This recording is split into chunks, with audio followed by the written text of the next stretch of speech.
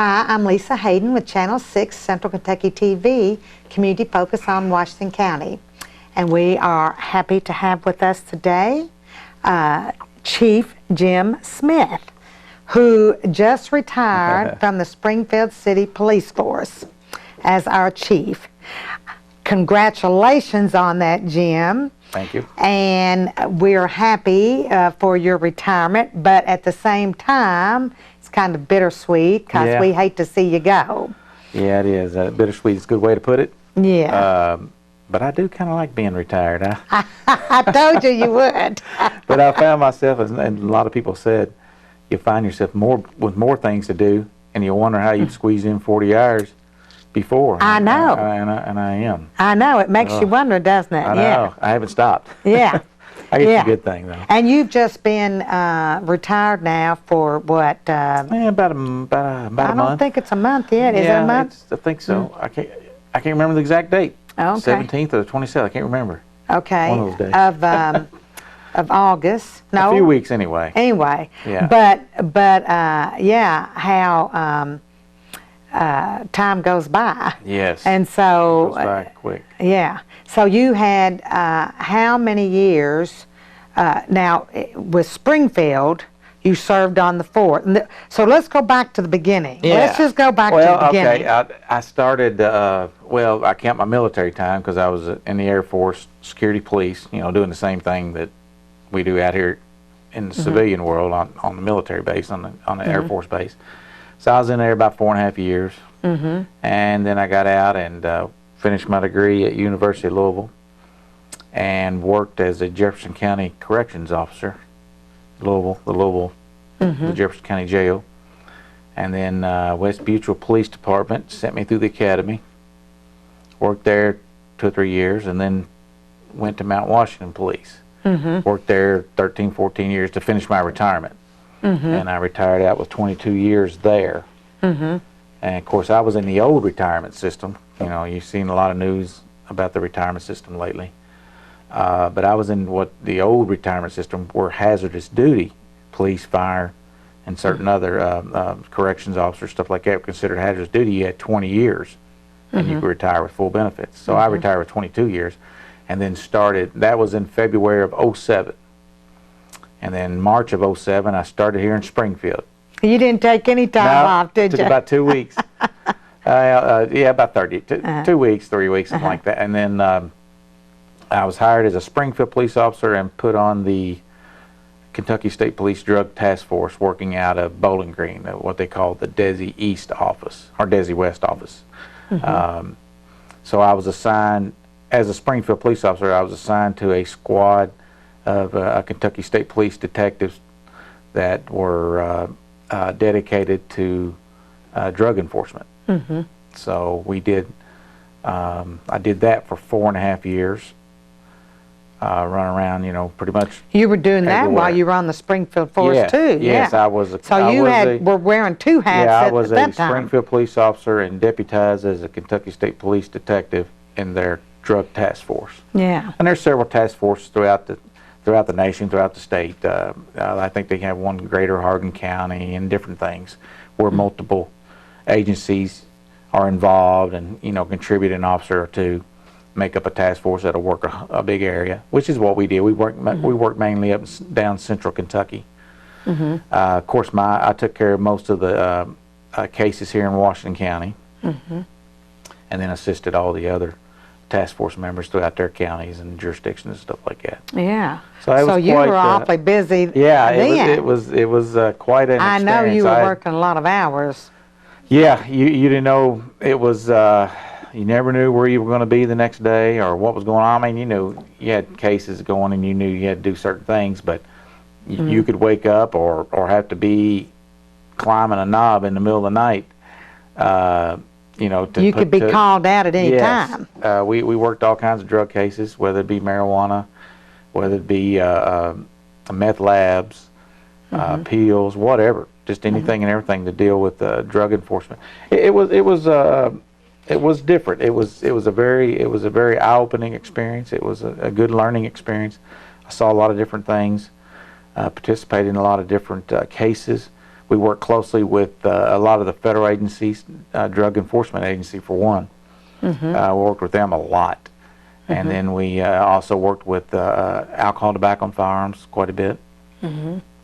U.S. Postal inspectors, just things you never would think that you'd be involved in. Yeah, people ship drugs through the mail. Because of the shipping, yeah. Yeah, I think we even had task force members permanently assigned to like UPS, just because of so much drugs that come through the mail and different things like that. Well, I mean, it was an exciting job because, you know, one day you could you could pose as a package delivery person delivering a suspected package of drugs to a residence, and then when they accept the package, you'd make the arrest.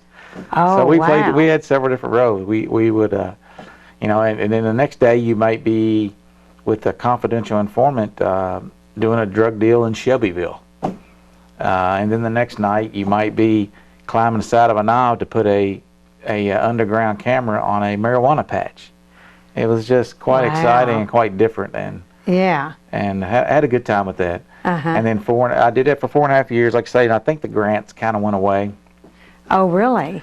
Some of the grant money went away, so they lost some positions. So my position was given up, and that was the time that I was hired. I was made the chief for Springfield Police Department.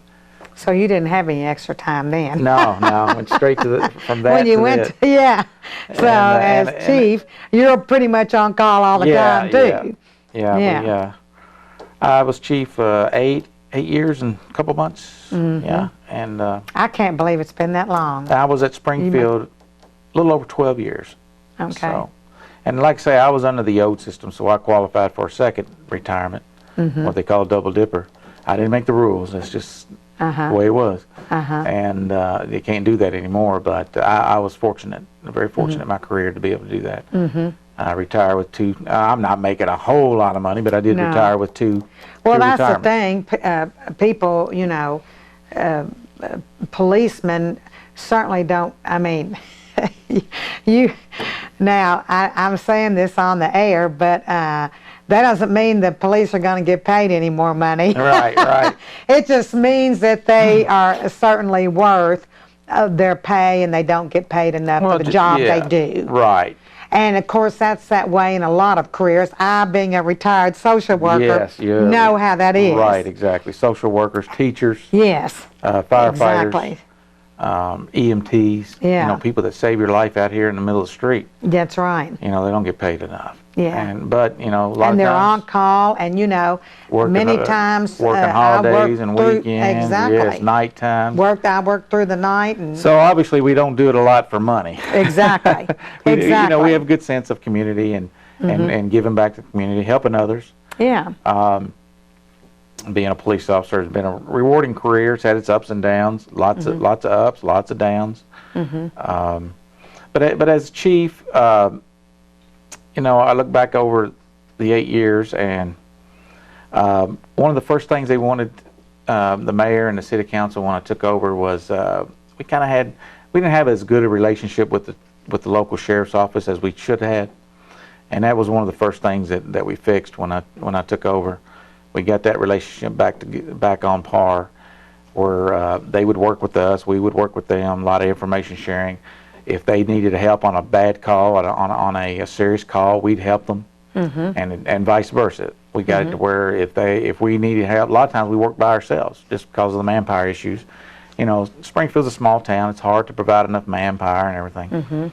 So a lot of times you would be on shift by yourself, and if you got a serious call, like a serious domestic or anything like that, if there's a sheriff's office out, you know, they would come and back us up, and vice versa. Yeah. A lot of times they were working by themselves. If they had a serious call and they needed help and was in trouble, we would go and back them up, especially if there was two of us out for that shift. You know, one would stay here in the city, one would go help the sheriff do it. So we fixed that, you know, right off the get-go. I think some other things that I did, that we did, you know, it takes a team, it takes everybody, it takes all your officers. You have to hire good officers. You have to have good cooperation from the mayor and from the city council and from City Hall, your county prosecutors and your Commonwealth prosecutor. You know, but as a team, we started that, and then we I tore into the policy and procedure manual. Took me about a year to get that reworked and rewrote and using model policies from Kentucky League of Cities. There's a lot of resources there. And it took about a year to get that put together and get that online, because you know you need a good policy and procedure manual to follow. Oh yeah. We did that. We started kind of with some of the guys. It's kind of a fun thing. We started the Springfield Police Department Christmas with Kids. Yes. Where we would collect money at a intersection a couple of times and use that money to sponsor 2 to 3 to 4 families, needy families that we found throughout the community, Christmas. And we had a lot of fun with that. Such a good project. Yeah, that you implemented there. Yeah, we had, you know, we touched a lot of kids' lives, and a lot of parents too. And it also develops that relationship with families and the police department, not as your enemy, but as your friend. Exactly. Yeah, it went a long way, because you know I still see people today, even today, that I remember when y'all got the Christmas for us, and it was so nice, and thank you. And, you know, you build a bond that's probably there for a lifetime. Right. Especially with the parents too. Yeah. I see parents around today still that were friends because of that program. Yeah. And the community was real generous with that. Just comparatively speaking, we would spend about maybe an hour and a half at our intersection, and we would collect as much money for that, probably more money than the fire department would collect for the whole weekend of the Crusade for Children. Wow. So Springfield would turn out and support that Christmas program immensely. It was they were very supportive of it. Yeah. Can't tell you how many people wrote us checks and gave us money. Yeah. And a lot of people wrote us what I consider, you know, large amounts, and don't mention my name and stuff like that. You know, this is just for the kids. So we had a lot of that, and it's still going on. Yeah. They're still doing it. Yeah. And it's that's wonderful. and another thing that I started, and I started this back in Mount Washington just on my own, interaction in the school system. This is just before and kind of just when what they call school resource officers were just getting started. It wasn't a big program back then like it is now. So I kind of started having my guys start going into the schools, make it a regular part of your patrol, daily patrol. Just go into a school, sign in, walk around, say hi, see what's going on. And it was such a new program, a new thing, that the teachers and principals were not accustomed to it. Yeah. Because they would, every time we would first come into the schools, they'd be like, "What's going on? Something? What's happening?" You know, and parents would call, "What's the police doing up at school?" Yeah. And finally, it took a little while for that program to come around, where they're just here on normal patrol. They eat lunch with us. They hang out with the kids. So that was kind of something that I started, that I had carried over from Mount Washington Police, just personally. Yeah. Nobody told me to do it. I just did it. Yeah. And because I felt it's important. You have a lot of your daily population in the schools. Right. If you really look at it. Yeah. You know, I don't know, 500, 600, 700, 800 kids. Yeah. And not counting all the staff. Yeah. A couple hundred staff, 300 staff. So that was one of the programs that I'm fond of, that we started here. And again, it's developing that relationship with the police. Yes. And that bond, and that, you know, they're the good guys, not the bad guys. Right. They're here to help you. Right. And, you know, it's a good way to establish trust and relationships. So Yeah. I thought that was a wonderful project you yeah, started. and it's still when you going first on, came. and it's developed into something else we'll talk about in a minute. But, you know, like I say, at first they was all, what's going on? You know, they weren't used to it. I know, it took a while. It was a break-up period. But and again, just like the Christmas with Kids program, I run into kids, and all the officers still do run into kids. Hey, I saw you at my school the other day. Instant bond. Yeah. We go to a domestic or to a wreck or something like that, and there's a kid. Oh, you was in my class the other day. Instant bond. You know, can I? You know that creates that contact that you normally wouldn't have had Right. if you hadn't been going in the schools. Right. Which now, which another thing is, and we developed this and that developed, and the SR program has come along throughout the nation as well as the state and locally, and we developed that. Of course, that was a lot of cooperation with the city council, with the mayor, and that's been a recent thing. The school based Robin, officer, right? School resource officer. School resource officer. I guess that's what they call them. Yeah. SROs. I'm not sure the exact name, but that's what Yeah. it started, was a school resource officer. Yeah. And we've been fortunate to get that program going under my watch. Of course, the mayor had a big hand in that. Mayor Wakefield had a big hand in that. City council has a big hand. The school board, because all these entities have to come together and come up with an agreement and work out agreement and work out the pay and money and fiscal responsibilities. So we got all that worked out and got us a school resource officer. Yeah. It's been a successful program. I think if you call Dr. Cochran today, or any of the principals or any of the teachers, I think they would speak in the positive of it. Yeah. The kids really like it. You have to find the right person, which I think we did. Officer Kurt Bowen, retired Lexington officer. It was kind of designed as a retired officer's a position. Bring his experience from the street, their experience from the street into the schools. Right. Develop that rapport with the school kids. And I watched him do that over the first year, and he's got kids that he'll see down at 5-Star or McDonald's or wherever, and they'll high-five him and everything. And it increases that communication, that instant bond. It's just like he's their friend. Right. They can come to him if they need help. Exactly. And also, in the case of a situation like they recently had, students being observant and being able to, tell someone if there's something going on. Yes, that certainly plays into that. I think that encourages that trust. See something, if I say something, nothing's going to happen. Nothing's going to happen to me. And it's a good thing. They see it as a good, positive thing, as opposed to being a snitch or don't tell on nobody or nothing. Yeah, I think it has increased it for the positive, no doubt. Oh yeah. It's been a great program. I think it will continue to be a successful program, and I think it will continue to grow.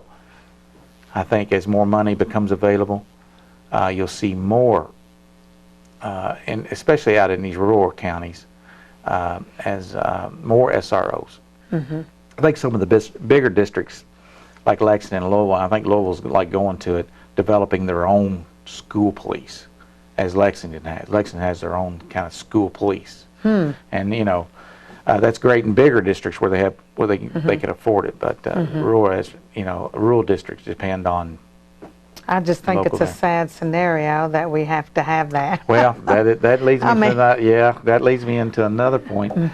It's sad that we have to have that, but unfortunately, in today's time, we do.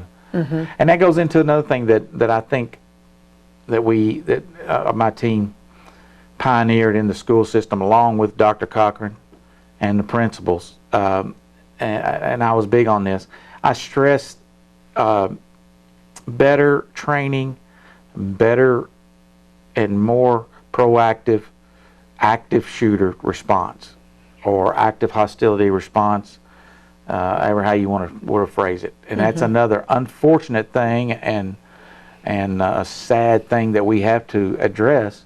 But I think we were able to, along with Dr. Cochran and the principals, was to bring the whole school system into a better prepared active shooter response. Now, I know you do that training. Right. Myself and Assistant Chief Joe Templeman and Dr. Cochran and all the school principals here in the county went to a active shooter response training to become instructors.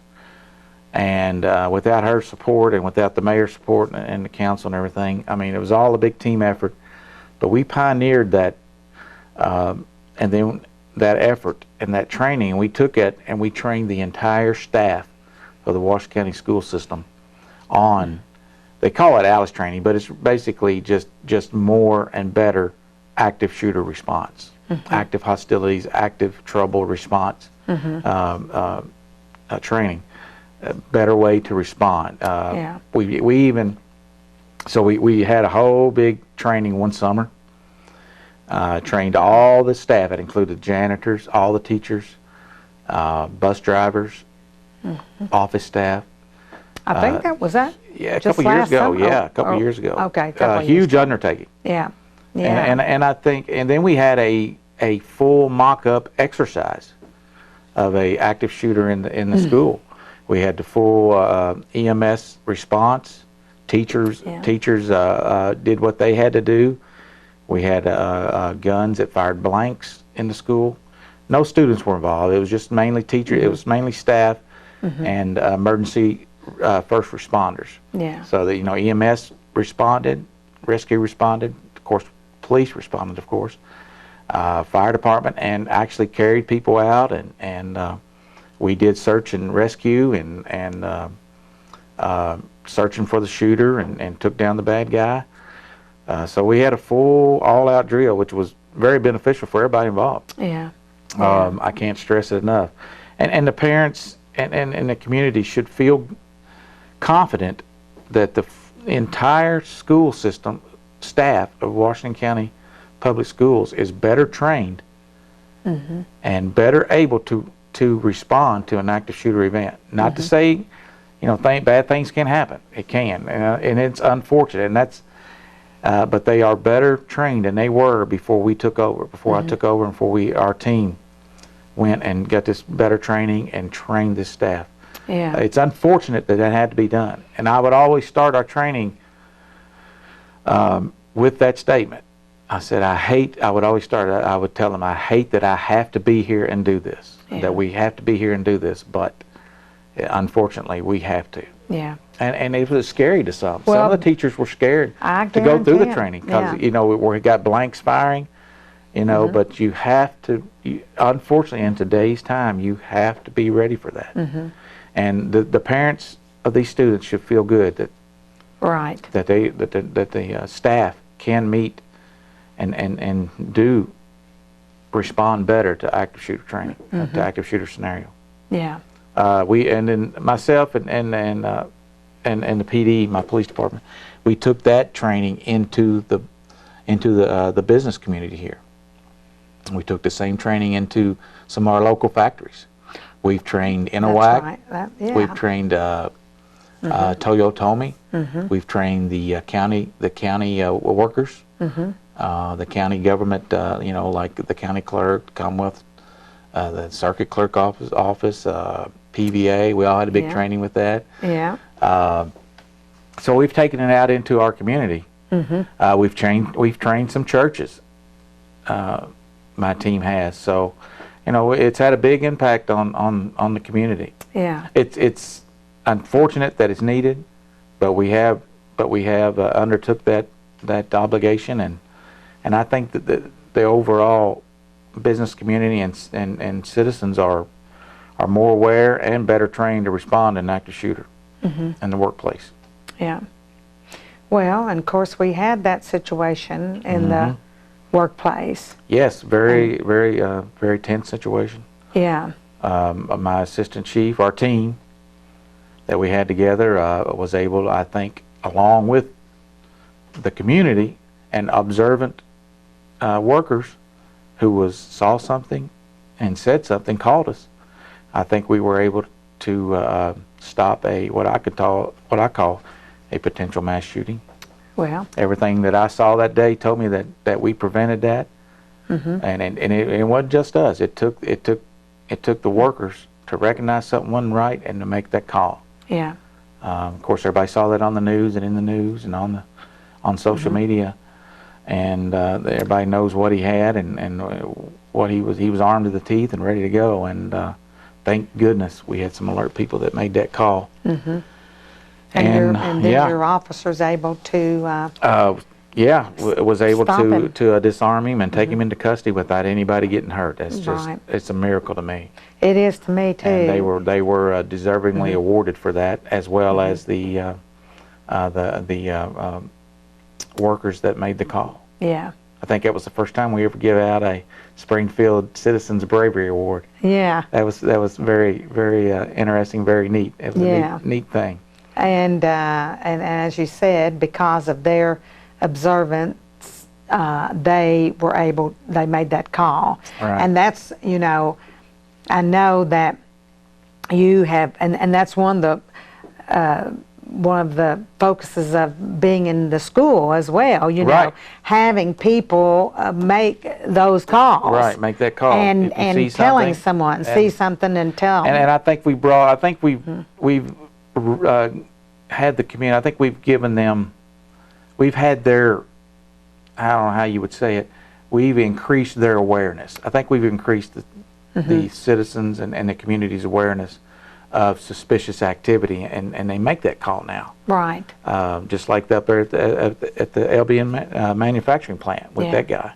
Yeah, that just gives me chills. I Like can't I hardly say, yeah, stand to think of it. And we've gotten But the community to a certain level.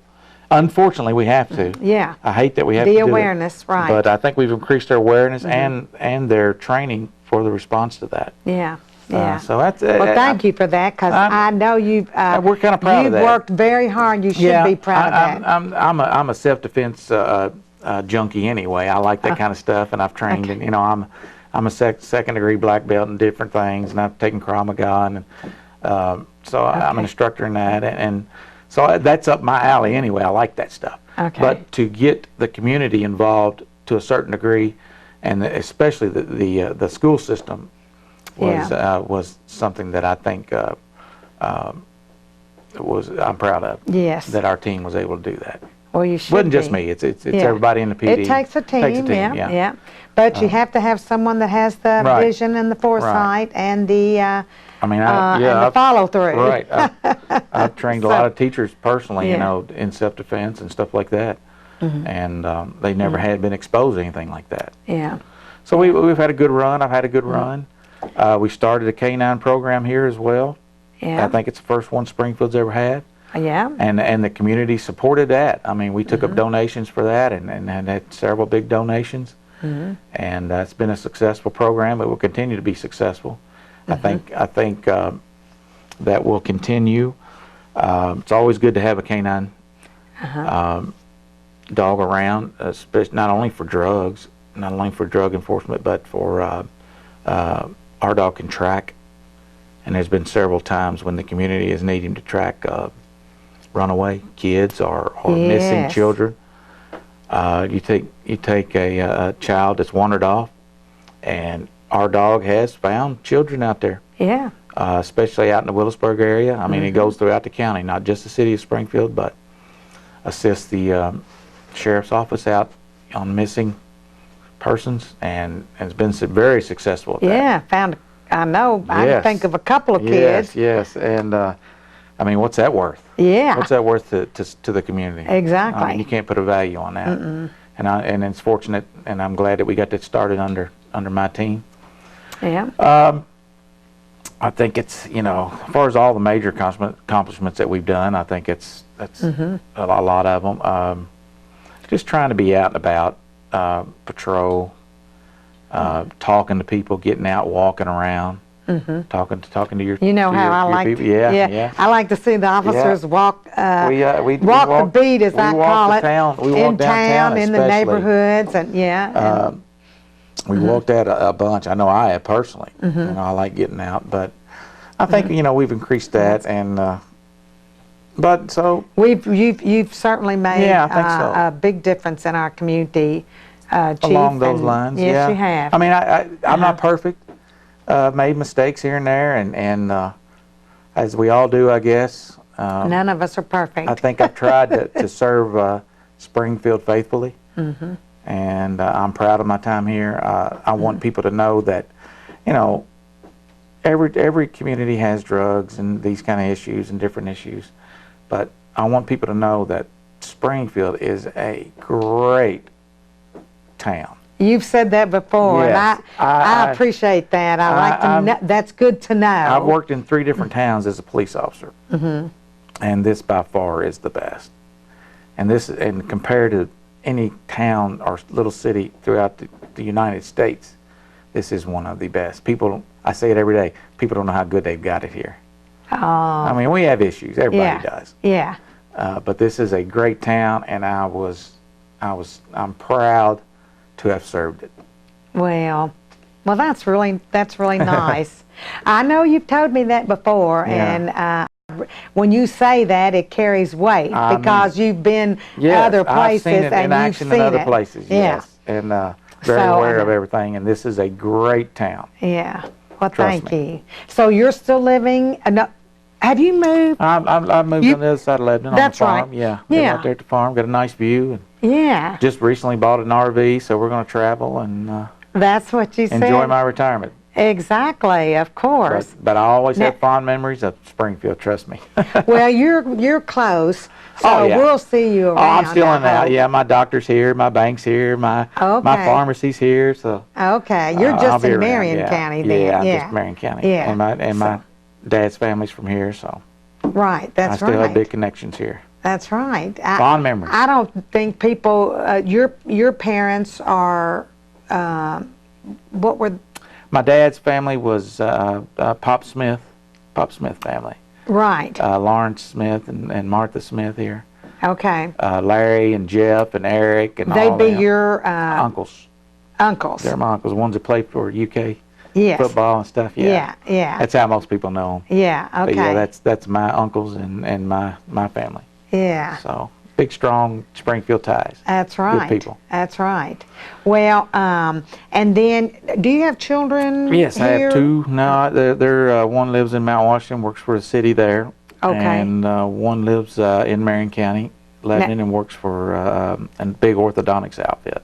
Orthodontics outfit. And out of that's Lexington. is it a girl? Yeah, and Kara and two- Jay. And a girl and a boy. Yes. That's what okay. Yes. So the girl is in She lives here in Lebanon now with us. Marion County. Okay. Works in Lexington for a big orthodontics outfit.